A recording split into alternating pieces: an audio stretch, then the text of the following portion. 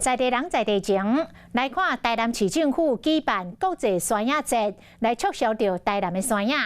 阿公安平观光区，因为学校很热，加上天气真热，卖山野冰的冰店生意是强强滚。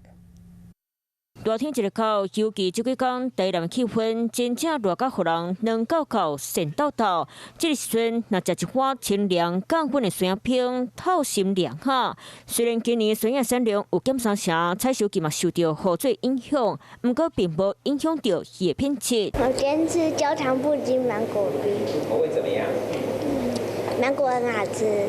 天气热逼逼，学生休热来台南佚佗，加上今年山野季，佮拄着台南400到宣传，和冰店的生意强滚。人家说国旅其实不旺，其实我不见得，就是台南还是有一定的观光人潮存在这样子。 台南一直是台湾上大山野产区，所以除了山野冰，餐厅嘛用山野入菜，所以这当阵若来到台南，世界都能吃到好食山野。 Hello， 我是林仙怡。想要抢先掌握最及时的新闻资讯吗？赶快订阅、按赞、开启小铃铛，锁定华视新闻 YouTube 频道。